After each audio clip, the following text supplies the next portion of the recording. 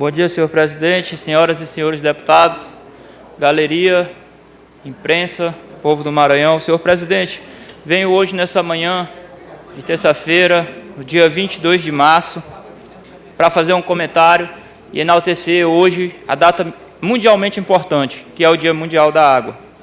Senhor presidente, nós hoje estamos aqui no estado do Maranhão e ainda vivemos com um pouco menos da metade, a nossa população não tem acesso à água tratada, uma água de qualidade, apesar de sermos um dos estados com maior abundância de água.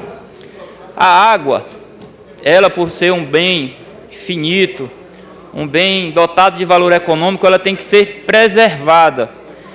E participando de vários debates a nível nacional sobre a situação da água no nosso planeta, em especial no nosso país, a gente percebe que, infelizmente, o nosso estado, e entre os estados do Nordeste também, ainda é muito carente na questão do uso racional da água e dos mecanismos de preservação dela. A gente viu ano passado uma das maiores crises hídricas do nosso país, onde o estado de São Paulo ficou à mercê de reservas, onde teve que usar volume morto, onde teve que usar tratamentos mais específicos para poder ter uma água de qualidade.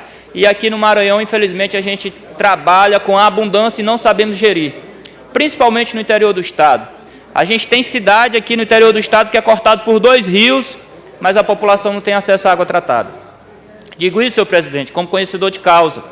Coordenei no estado do Maranhão o programa Água para Todos, em comunidades rurais, e vi a necessidade de água, onde a maioria do nosso povo ainda bebe de cacimba, sem nenhum tipo de tratamento.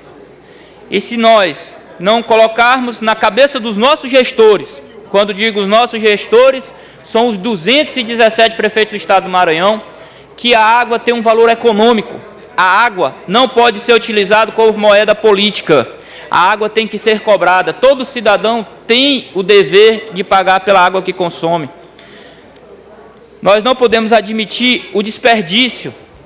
A perda de água no estado do Maranhão é algo astronômico, é algo espantoso. Quase 70% da água que a gente consegue captar, tratar e jogar na rede, ela é desperdiçada. Seja por vazamento, seja por mau uso, seja por até mesmo displicência, de não haver um modo de cobrança dessa água, às vezes até do hidrômetro. E se você for falar para qualquer prefeito do interior de que ele tem que hidrometrar as residências da cidade, pode esquecer. Pode esquecer, e principalmente esse ano, que é um ano de eleição. Se a gente não trabalhar a educação ambiental, a conscientização do povo do estado do Maranhão, nós jamais vamos sair desse quadro de IDH desumano que nós vivemos no estado. Por quê? Porque não se melhora IDH sem investir em saneamento.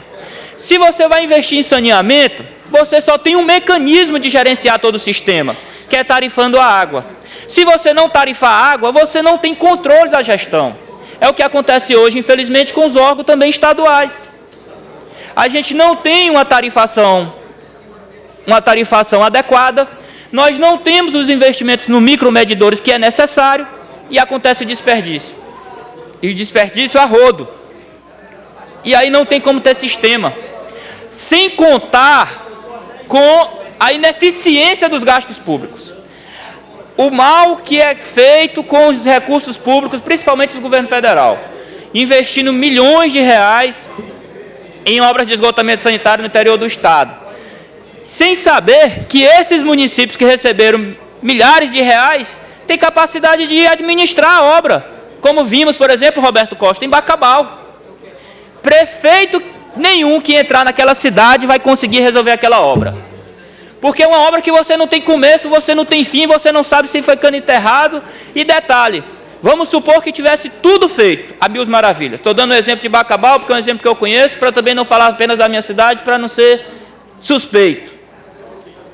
Nenhum gestor vai dar conta daquela obra, porque não tem como gerir o sistema. Como é que ele vai gerenciar uma obra de esgoto que é caro, tratar esgoto sanitário para jogar no leito do rio com as condições adequadas que o Ministério exige, é caro. Só faz isso se todo mundo contribuir, se todo mundo que tiver acesso à água potável ser tributado. E aí, infelizmente, nós vivemos no interior do Estado uma política de que é muito melhor você desperdiçar água do que perder o voto. O prefeito tem que ter coragem de chegar na casa do cidadão e colocar um hidrômetro. Cidadão, você vai pagar pelo que só consumir. Agora, se você não consumir, você não vai pagar. E para esse ano de 2016, que é um ano de eleições municipais, é o que pedimos, que esses gestores tenham coragem de colocar fim no desperdício de água, porque a água é um bem de todos, não é um bem de um único só. Está aqui na Declaração Universal dos Direitos à Água, no seu artigo 3º, os recursos naturais de transformação da água em água potável são lentos, frágeis e muito limitados. Assim sendo, a água deve ser manipulada com racionalidade, precaução e parcimônia, ou seja, o ato de fazer economia. E você só faz economia se você tiver medido. Eu duvido se um cidadão deixa a televisão dele ligada 24 horas, porque a SEMAR vai lá e corta, deputado Marco Aurélio.